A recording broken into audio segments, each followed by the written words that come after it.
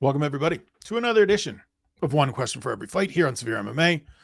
I am your host, E. Spencer Kyte, your friendly neighborhood Spencer man. Today, we are looking at UFC San Antonio, the 8th and final stop on our 8-week run of consecutive events. UFC is taking April Fool's Day, August 1st, off. Thank you. Appreciate the break.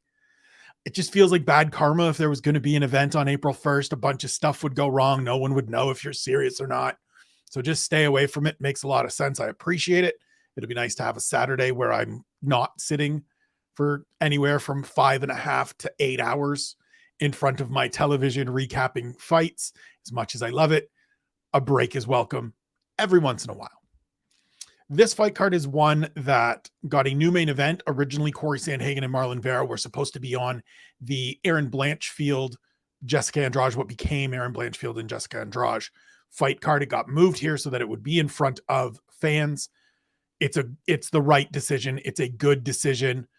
I think Dana White spoke on the weekend in London about the Apex starting to feel a little bit too comfortable. So I hope all the people that for the last several years have been railing against the Apex celebrated that moment. I know they didn't because I am on Twitter and didn't see the parades, didn't see anybody saying, hey, we're finally getting what we wanted. I just saw more complaining because this is what the internet is for. This is what Twitter is for. But alas, I digress. So we start off with one question, as we do every week at the top of the fight card: Marlon Vera versus Corey Sandhagen. My question for this fight is can Vera keep finding ways to win? I don't say that in an attempt to diminish anything that Marlon Vera has done during his current 4-fight winning streak or over the course of his career in the UFC, which has really picked up over these last couple of years, where he's developed into first a top 15 fighter, then a top 10 fighter, and now a top 5 fighter. But when I look at Cheeto and what he's done, he's a guy that for me has always looked and profiled as somebody that thrives off power, off damage, and off finding finishes. And to me, that also means he accepts bad positions. He's happy to fight off his back. He gives away rounds at times because he's just so comfortable in his spots. We saw that early in the Frankie Edgar fight. We saw it early in the Dominic Cruz fight. The Rob Font fight is a perfect distillation of the good points or the best points of Marlon Vera. A fight where he gets outstruck, but because he hits so hard, because he lands so frequently at he lands at a good clip, but he's also got a negative striking differential for his UFC career. Like on average, it's less than a full strike, but it's more than half a strike per minute. And he's just one of these guys that it's, 2 of his last 3 are late round knockouts. And yes, the Dominic Cruz knockout looks great, and you see it, and you see the replay, and he walks into that head kick, and it's a great finish. But through those first 3 rounds, Dominic Cruz is winning that fight. And as you progress forward, as he's doing here, into a fight with a guy like Corey Sandhagen that has been in these 5-round fights, that is a pressure fighter, that is a active, aggressive fighter that has some power of his own, but also has a bunch of diversity. Are you going to be able to go out there and just bank on at some point I'm going to finish this guy? Or the Rob Font scenario where I'm just going to be able to pile up enough damage on this guy that I put him, that it carries me to victory. I mentioned that Rob Font fight a couple of times because to me, that's best case scenario Cheeto Vera without a finish. It's go out, sure, you get outlanded, but it's quite clear that you are doing the greater damage throughout the fight. The worst case to me is sort of a mix between the Jose Aldo fight, where at the start of the 3rd round, he makes a tactical mistake and rushes forward, gets body locked, gets taken down, and that's it, right? That happens in the 3rd round, and you're Cheeto Vera, and you can't get back to your feet to get after it in a 1-1 fight. That's it. But it's also the Song Yadong fight, which is just a close fight. I know there was a lot of fervor at the time that Cheeto was robbed. And listen, if you want to go back and rewatch the fight and send me your notes on how you scored it and we can relitigate it, sure, maybe at some point, if we get a break, maybe during that low week next week, we'll do some rewatches of some fights and maybe we'll put that one on it. But at the end of the day, it's still a close fight. And it's one where Cheeto doesn't really get going because he's not a high volume striker. He's not a guy that's coming out there and hitting you with tons and tons and tons and waves of pressure and constant shots that you have to deal with. He's looking for his spots. He tends to come forward. He's a weird mix. Like I'm stumbling a little bit because, as I say, he's not a pressure forward. He's not a pressure fighter. That's not entirely true, but he's not a pressure fighter in the sense of a volume pressure fighter. He comes forward and he looks to get in your face and is willing to exchange and willing to be in the spots that he needs to be to find those finishes. But he's not a guy that's backing you down because he's throwing so much at you. And I just wonder, against a guy like Corey Sandhagen that has been in there with the absolute best the division has to offer, who was only lost to the current champion, Aljamain Sterling, and a pair of former champions in TJ Dillashaw and Petr Yan. I thought he won the Dillashaw fight, so that being what it is, still, it's that upper echelon level of talent that has beaten him. And I'm just not sure if Chito Vera can. Corey Sandhagen is the favorite in this fight. As we record this a couple of days away from the picks and plays, when we're going to be making some wagers and we're going to be looking at those things a little more in detail, I'm just not sure there's a next step forward for Chito Vera if it's constantly banking on, at some point I'm going to get a finish. I want to see it. That's part of the reason I'm so fascinated by this fight and I'm so looking forward to Saturday's main event, is can he do it against a guy like Sandhagen? Can he do the Rob Font thing even against a guy like Sandhagen? We'll find out on Saturday. Co-main event, Holly Holm versus Yana Santos, formerly Yana Kunitskaya. My question is, does Holm have another run in her? So the former champ, obviously, right? We all remember, shocked the world, stops Ronda Rousey, wins the title, but it hasn't really been great since then. It's been okay, but it hasn't been great. She's 41. She's coming off a loss to Ketlin Vieira last year in a questioned, debated, much discussed fight that didn't really have a lot of action, that didn't really have a lot to it. She's dealt with injuries. She's dealt with illnesses. The wins are decisions of late. She's becoming, it's really interesting. I've spoken to Holly a lot over the course of her career and my career. And we always kind of have this laugh of the more she's become a well-rounded fighter and added dimensions to her game, the more people want her to be a one-dimensional kickboxer that is just going out there and throwing high kicks and looking to put people away instantly, because that's what sells, right? That's the sizzle. These grindy showcasing that she's developing her wrestling and her grappling isn't really as sexy as her kicking Betch Kohea in the head in Singapore a bunch of years ago, which is still her last knockout win. And so she's had these tactical efforts. And then in the big moments, when she's fought for titles, when she's fought elite contenders, she stumbled. And so this is a fight, this is the tier of fight against Yana Santos that she historically wins, right? She tends to win these fights. But at what point does that switch? What point does that flip? Or against what level of opponent? And maybe Yana Santos, fighting for the first time since having her child, returning after almost 2 years away, maybe she's not the person to show that Holly Holm can't beat this level anymore or isn't going to beat this level. Maybe that was Ketlin Vieira last time out. But I still want to see it, right? She's still a fighter. Holly Holm is still a fighter that when you look at this division, you have to count her amongst the best in this division.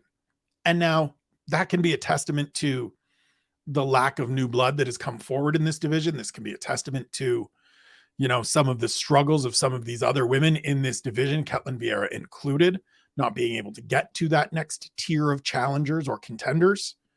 But I need to see it before I rule it out. I'm sure there's a piece of Holly Holm that looks at this and says, I got to win this one, or else I really got to rethink things. Because a 2-fight losing streak at 41, believe it's 42 later this year, there's a finite amount of time, and she's been fighting, she's been training for a lot longer than she's actually been in MMA, right? The whole boxing career, for the most part, happened prior to The whole boxing career happened prior to the UFC run and much of it before the MMA run.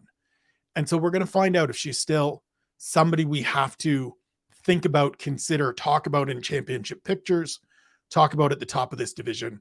Find that out on Saturday night.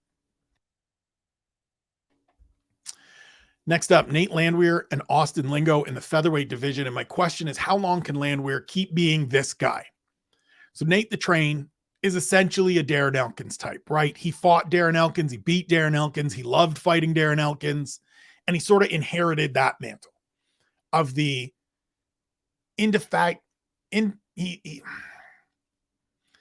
can't tire Nate Landwehr out. I'm trying to get the word indefatigable. Excuse me, I'm struggling out of my mouth. Jesus. You can't tire this dude out. He loves a fist fight.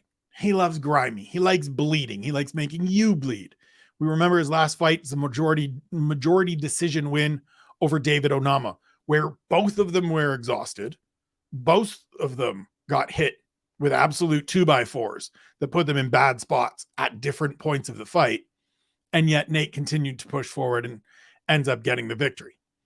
He's 34 years old, and it feels like a hard 34, right? My wife and I talk about this all the time. I'm 44 years old, so I'm a decade older than Nate Landwehr.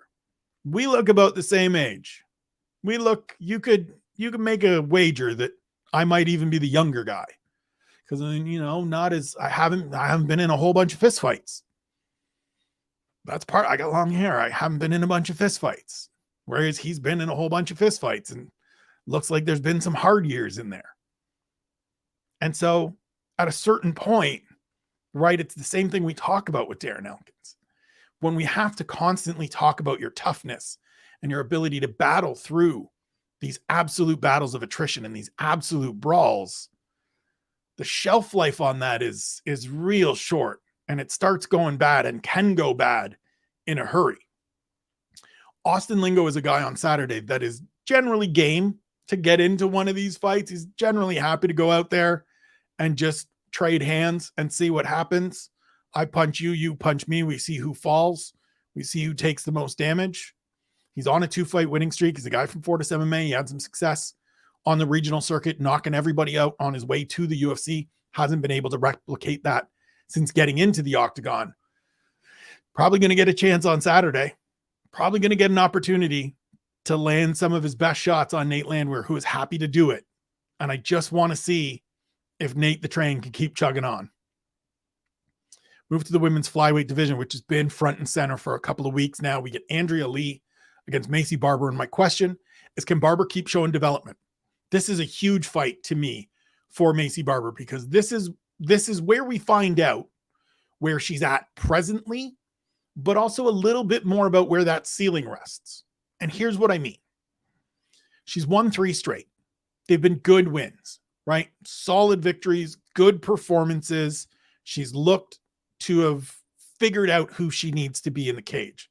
We're seeing more of the tenacity and grit as of late, rather than seeing her try to be this oh, I'm a great athlete and I'm a striker and no, she is hard-nosed, blue-collar, grimy, mash you with elbows against the fence, and just out-ugly you, out-grit you, out-sandpaper you.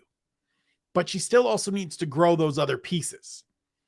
And so it's been a little bit now since we saw her, not like a long trip, not like a long time away, but it's been a little bit. She's sort of slid back in the discussion in this division, as we've had Erin Blanchfield and Alexa Grasso, and we had Casey O'Neill last week and things of that nature, people like that fighting. So just because of the constant forward movement of the division, Barber slid back a little bit. Andrea Lee has always been sort of this kind of litmus test. She's this person in this division, right? 7 or 8 in the rankings, pretty solid everywhere, but not going to blow you away anywhere. Tends to beat the people behind her, but maybe not the people in front of her, or that are going to progress to being in front of her, as Viviane Araujo did last time out. And so this is the one to me. This is one to me where I really want to see Macy Barber come out and have another really good performance. take that performance against Jessica Eye, improve it by 10, 15%, 20% would be great.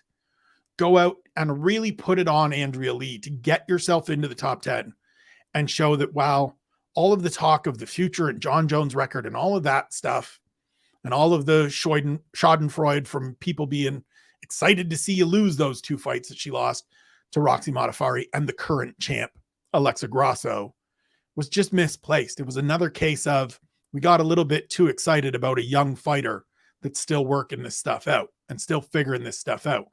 She's 25. There's still a lot of time. There's still a lot of room to grow. And she might grow into the top 10 with a win on Saturday. Move to the middleweight ranks, Chidi Njokuani against Albert Duraev. And my question is, how does Njokuani bounce back? So his last fight was the fight with Gregory Rodriguez, where in the first round, he's absolutely putting it on RoboCop and splits him right here. One of the nastiest gashes I've ever seen. When we saw after the fact, after the fight, when Gregory Rodriguez was, getting stitched up and they're doing the usual in the back, take the pictures of the horror show. There's a major vein running right in the middle of where he's split open.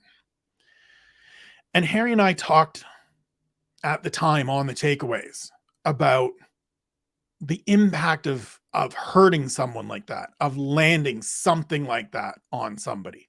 Because it seemed, to Harry's estimation or his assessment or just ponderance, that it seemed a little bit like Chidi Njokuani kind of dialed back a little bit, like kind of just, and I don't know whether that's the case, but I want to see here if that is the case, if there is that lasting sort of hangover from, I go out, I smash this guy, the fight doesn't get stopped, it's a nasty cut, I'm a little shaken by it, and then he comes out and finishes me, because that's what happened, right? Gregory Rodriguez comes out in the second and gets a stoppage of his own. And I just wonder how you're impacted by a fight like that. My old friend Dwayne Finley and I used to talk all the time about if you're the guy on the receiving end of one of those like one-sided absolute beatdowns. And the fight we always referenced, because we're old and it happened at this time, was Anthony Pettis losing his title to Rafael dos Anjos. How do you just respond after just getting trucked for 5 rounds? And for Pettis, it took a while. I mean, he was never quite all the way back to being the guy that he was after that fight, but even just the natural performances afterwards, he wasn't the same guy, because the confidence is shook. The drive is a little bit taken away from you. Everything can change in those moments. And I just want to see if Njokuani is suffering any of that hangover. Albert Duraev is a good but not great fighter. He's 1-1 in the UFC. He got a win over Roman Kopylov in his debut. Lost last time out against Joaquin Buckley in a competitive fight that was stopped because his eye just swole shut. Prior to that loss, Njokuani had looked good. He was on a nice little run to start last year, his rookie year in the UFC. And I want to see if he can bounce back. I want to see if there's anything that lingers from that fight against RoboCop.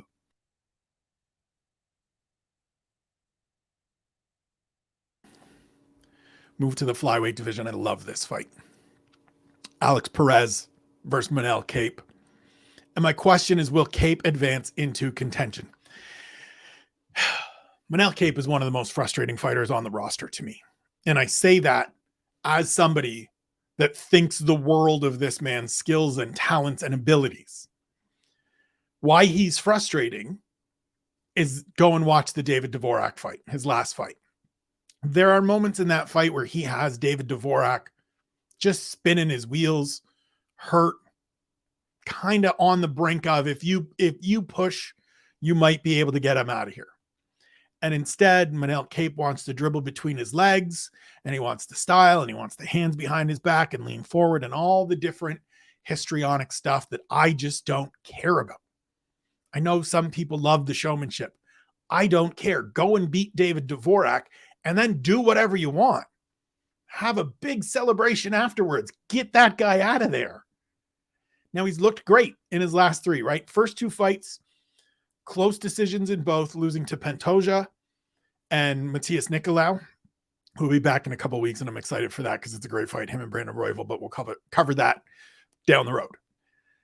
Then he gets a couple of good wins, right? He puts Ode Osborne out. He puts Zhalgazhumagulov out, and then it's the Dvorak fight. So he's 3-2 in the UFC. He's a guy that came into the UFC last year talking about, 2 years ago now, I'm going to be the champion by the end of the year. That didn't work out. He's had a suspension. Like, he's one of these guys that is clearly skilled, clearly has championship abilities. But 2.5 years in, we're still sitting here being like, okay, but beat a top 5 fighter. Beat a top 10 fighter for that matter. So he gets the opportunity here against Alex Perez, who, with all due respect to the man, feels like a lame duck opponent here. Alex Perez fought for the flyweight title many years ago. I think it was 2019, November 2019, against Davison Figueiredo. Got choked out right away. Figueiredo then turns around real quick, fights in December, starting the Brandon Moreno quadrology. Since then, Perez has kind of had so many different issues. He's missed weight. He's at opponents missed weight. He's pulled out of fights, all kinds of different stuff. He still hasn't won. He finally made it back into the cage last year, and Pantoja just raced across the cage. It was like, nah, I'm taking your neck.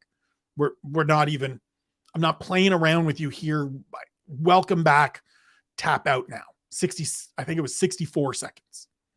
He feels like a guy that Kyte is just going to run through, if I'm being honest. Now, maybe Alex Perez proves me wrong.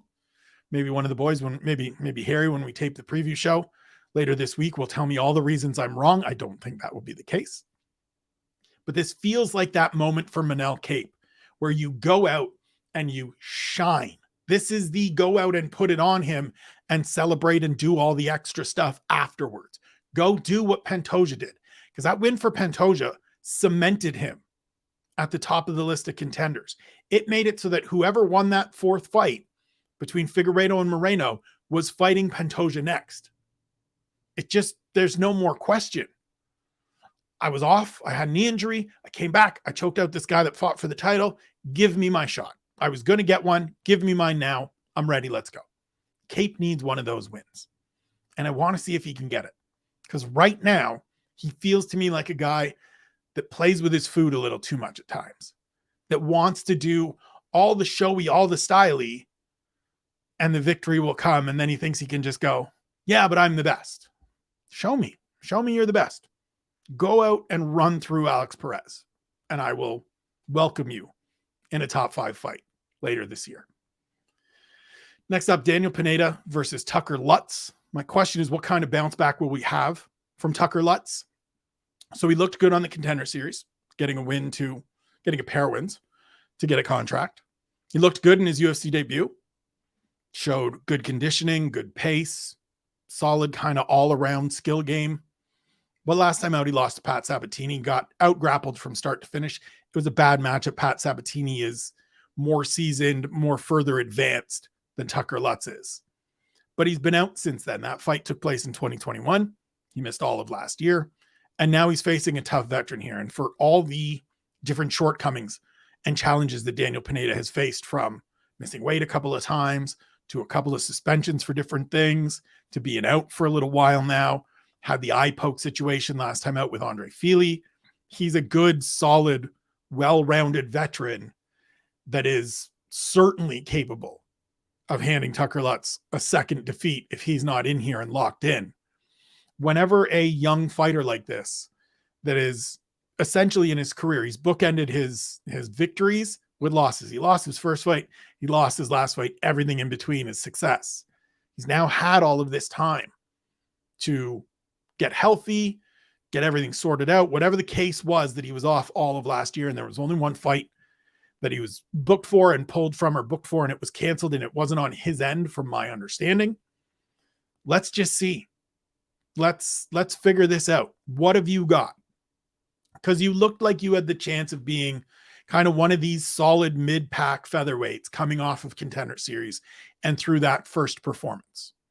Now you get the opportunity to just hit the reset button after losing to a guy that a lot of people thought had top 15 potential in Pat Sabatini.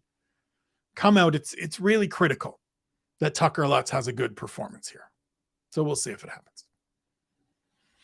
Next up, we stick around the featherweight division, and we get Steven Peterson against Lucas Alexandre. And my question is, how will Alexandre look in fight number 2? So this is a guy, 27-year-old Brazilian, fights out of the Fusion XL gym in Orlando, which is run by Julian Williams. It's where Rodolfo Vieira and Phil Rowe and a few other people have passed through over the years. He made his debut on short notice against Joe Anderson Brito, and it went the way you would expect a young, relatively inexperienced fighter to go in a fight with a guy like Joe Anderson Brito, who is another one of these Brazilian Contender Series grads from a couple seasons ago now that has some forward potential in their respective divisions. Now he gets a full camp against a less explosive opponent, right? Steven Peterson is a experienced guy. He's a tough out. Every time he's in there, he's ready to give you hell. We saw that last time out against Julian Erosa. He had won his 2 fights before that. He's against guys that even in losses, even in setbacks, he's a dangerous opponent. He gives you everything. You gotta put it on him to get him out of there or to get a victory. And so I'm just really curious to see what kind of prospect Alexandre is in this division. Like, is he somebody that we need to pay attention to and he's going to go forward? Because if you beat Steven Peterson, that tells me you're kind of in that mid pack. You're maybe just starting to creep to that, 30 range in this division, which is a good division and it's a good place to be. So let's see what full camp, UFC jitters, all of that stuff is out of the way. Come out here, not facing a guy in Brito that's just going to outpower you and out everything you.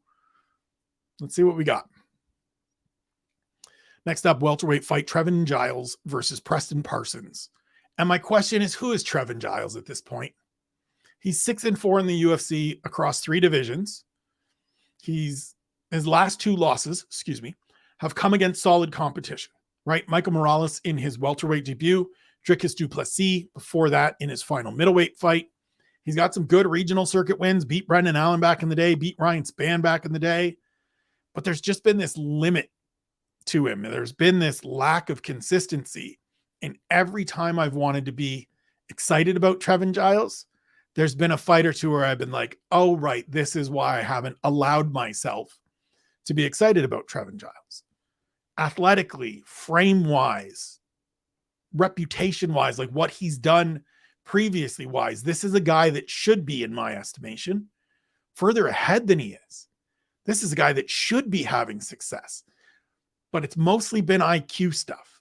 It's mostly been decision-making and understanding the way to fight kind of stuff that has limited him. And so he got a win last time out against Louis Cosi, which, listen, it's a win. Not taking anything away from the win. You got a victory. It's better than losing 3 straight. But beating Louis Cosi doesn't do anything to change my opinion. And so here we are. You get a guy in Preston Parsons that won his first full camp fight in the UFC after losing his debut to Daniel Rodriguez on short notice. He's a tough young kid, certainly going to come in here and want to show something against the guy that's had 10 fights in the UFC and probably to him feels beatable, feels like a guy I can come out here and beat and get a good win over a guy that's earned victories in 3 divisions. And so if you're Trevin Giles, you're fighting in your home state, you're fighting not close to home because Houston and San Antonio, there's still some distance because Texas is giant, but you're in your home state. Can you come out and make a statement? Can you come out and show, all right, I've figured some of this stuff out. I'm gonna move forward. I'm gonna start putting some things together. Or is it going to be another one of those head scratchers where I'm just like, yep, this is why I don't trust Trevin Giles. We'll see.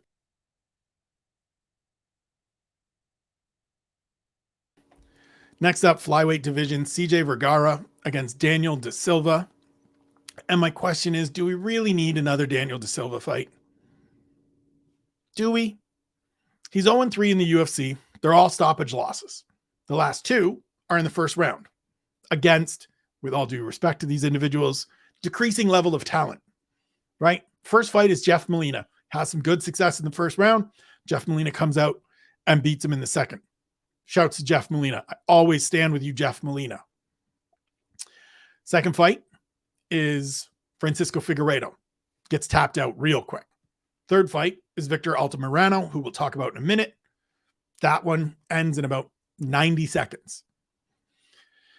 It's his fourth fight in 17 months. I get that the talent pool is limited. There's not a lot of guys for this level in the flyweight division, but like, what is it that we're expecting to see here? What's the best case scenario? He goes out, he gets a win, he moves to 1-3 by beating CJ Vergara, who is below 500 in the UFC. And we just confirmed that neither of these two guys are going very far in the UFC. This feels like a spot where there should be someone else, whether that's bringing someone in from the regional circuit, whether that's giving somebody from last year's Contender Series class an opportunity, whether that's rehabbing a veteran, something.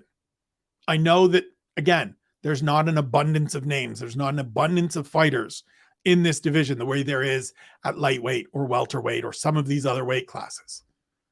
But do we really need a fourth fight for a guy that's 0-3 in the UFC? I don't think it changes anything with a win. Harry will tell me that he's entertaining and it's always action. And look, we're probably going to get a fun, explosive fight. Vergara likes to scrap. He can do some things. He's a Texas guy. He's a San Antonio guy, I believe.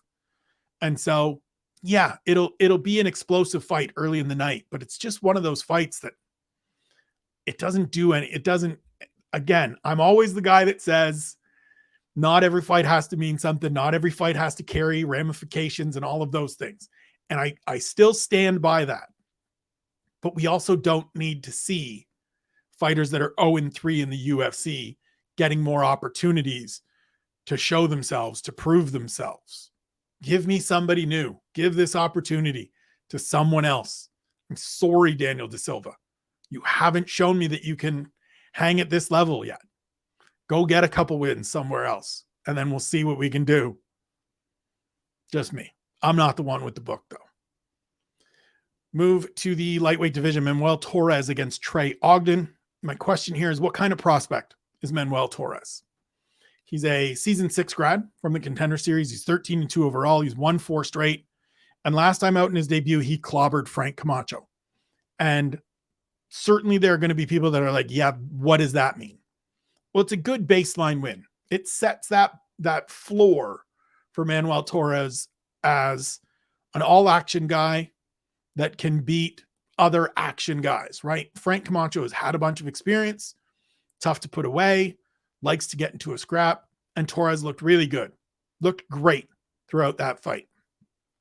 And now he gets Ogden, who's another veteran who sort of fits that, similar to Josh Fremd, where he had a bunch of success on the regional circuit, a little bit older than most guys when they arrive into the UFC.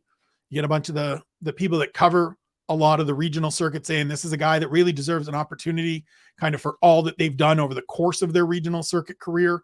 Get him in there. It's been mixed results in the UFC thus far, but he's a guy that should provide a little bit of a test, at least a see where he stands opponent for Manuel Torres. This is one of those ones where if he goes out and runs through Trey Ogden, it tells us something. If he goes out and struggles and it's a grind and it's a slog and he loses or it's a split decision, that tells us something else. And so I just want to see 27-year-old kid, got some power, got some excitement to him. Let's see what we've got overall. Move to the flyweight division again. As I mentioned a second ago, Victor Altamirano versus Vinicius Salvador. And my question is, what rules the day? Experience or youth? So when I say experience or youth, Vinicius Salvador has more fights than Victor Altamirano, but they're a very different level of fights. And so Altamirano is 32, former LFA champ, more experienced, more polished guy, right? Got a win last time out in his UFC second fight, lost his debut by split decision. A lot of people question whether he should have lost that fight. Salvador is 26, making his promotional debut, hasn't beaten anyone of real consequence, earned his shot on through the Contender Series by finishing Shannon Ross in the third round of a fight where Shannon Ross had, I believe, an appendicitis. We saw Shannon Ross make his debut over in Perth. That didn't go well at all. Here we are. And so the thing I want to see in this fight is, does the more polished, more established guy win, Or does the younger, longer, more prospecty feeling kind of guy in Salvador get the victory? This is one of those fights where we're going to get, when they're introducing everybody, and it's going to get to Salvador, and there's going to be the introduction, and there's going to be the little stat pack, and it's going to say something about fighters that are 6 years younger or greater have this kind of winning percentage. And I just want to see if it holds up. I think Altamirano is a tough matchup because he comes from a Taekwondo background, throws a lot of kicks. Again, he has some good experience. You don't fight for championships and win championships in LFA if you're not solid. We see that every weekend with these LFA guys that come up and debut on short notice, like Gabriel Silva last weekend in London against Lerone Murphy. So can Salvador overcome that? Or does Altamirano just say, listen, maybe young, may have a little more power, may have the range, the length, all of that stuff, but you need to sharpen those all-around skills. Last one before we get out of here. Haley Cowan versus Tamaris Vidal. And my question is, can either of these women become meaningful figures at 135 pounds in the bantamweight division? So Cowan is 7-2. She's 31 years old. It's her UFC debut. She's a Dana White Contender Series grad. She sort of fits the female version of that Trey Ogden fighter, where she's trained with a bunch of people. A bunch of those fighters speak highly of her. She's been on the regional circuit. She's lost to the best competition she's faced, and she's shone against lesser competition. She got a contract winning a split decision. I was really surprised when she got a contract.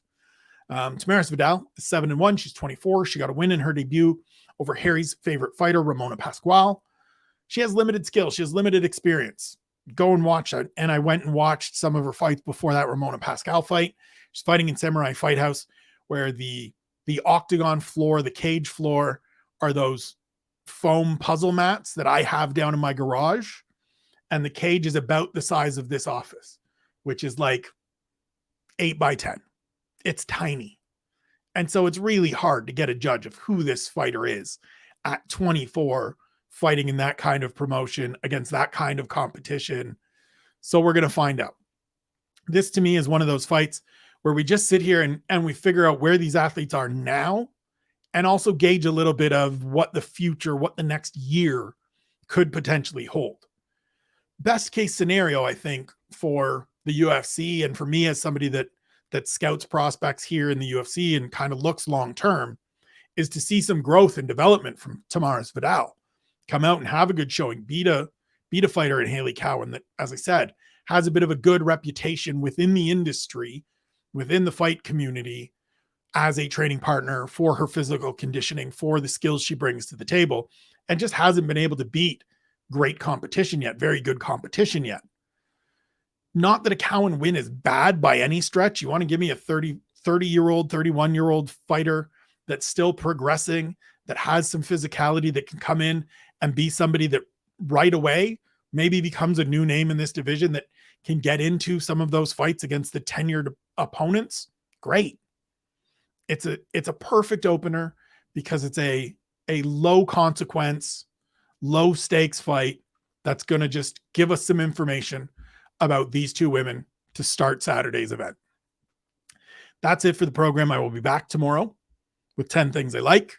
Then I will be back on Friday flying solo one more time before Ian O'Neill returns from Ireland to get back into it. Harry and I will be here for the preview show on Thursday. What else is going on? I'm blanking. A Conversation With comes out. It'll be out, actually. It is out as this is playing and available to you, with my fellow Canadian James Lynch. That was a great conversation. I appreciate Lynchy jumping on. Check that out on the YouTube page. Check out everything everybody is doing. Follow all the lads on Twitter. Follow me at Spencer Kyte. Love you. Appreciate you. Thank you for tuning in. We'll see you tomorrow.